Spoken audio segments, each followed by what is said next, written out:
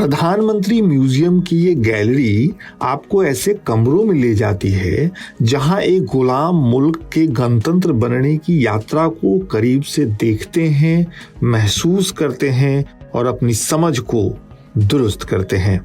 जब हम पहले कमरे में दाखिल होते हैं तो वहां हमें संविधान सभा के पहले स्थायी अध्यक्ष डॉक्टर राजेंद्र प्रसाद की मूर्ति दिखती है। हिंदी और इंग्लिश में उनका संदेश दिखता है।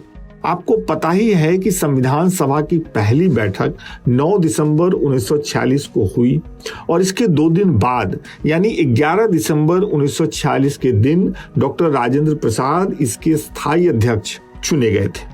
3 साल के दौरान हुई कई लंबी बहसों के बाद संविधान सभा ने दिसंबर 1949 को दुनिया के सबसे लंबे और आजाद भारत के अपने पहले संविधान को पूरा किया।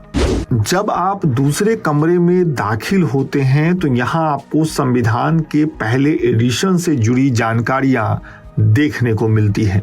कमरे के बीचों बीच एक बड़ी सी स्क्रीन लगी है और इस स्क्रीन को टच करके आप संविधान के पन्ने पलट सकते हैं, पढ़ सकते हैं। कमरे की दीवारों पे जो स्क्रीन लगे हैं उसमें भी संविधान की जो कुछ मुख्य बातें हैं उसे देख पढ़ सकते हैं। सबसे बड़ी बात, ये सब आप अपने पसंद की भाषा में कर सकते हैं। इस गैलरी के आखिरी कमरे में बीचों बीच एक बड़े से चबूतरे जैसा कुछ दिखता है और जब आप उसके करीब जाते हैं तो देखते हैं कि एक बड़ा सा डिजिटल स्क्रीन है जिसके कई अलग अलग हिस्से हैं। यहाँ आप स्क्रीन को टच करके अपने पसंद की भाषा में अपने देश का संविधान पढ़ सकते हैं और उस चबूतरे नुमा स्क्रीन के बीच में रखा गया है देश के सबसे महत्वपूर्ण किताब की मूल प्रति, मतलब संविधान की ओरिजिनल कॉपी। कहने का मतलब कि अगर आप खुद को या अपने बच्चों को देश के संविधान के थोड़ा करीब लाना चाहते हैं, संविधान में लिखी बातों को पढ़ना चाहते हैं तो प्रधानमंत्री म्यूजियम के ये कमरे आपकी मदद कर सकते हैं। यहाँ से आप संविधान के बारे में कुछ बेहद खास जानकारियां भी जुटा सकते हैं।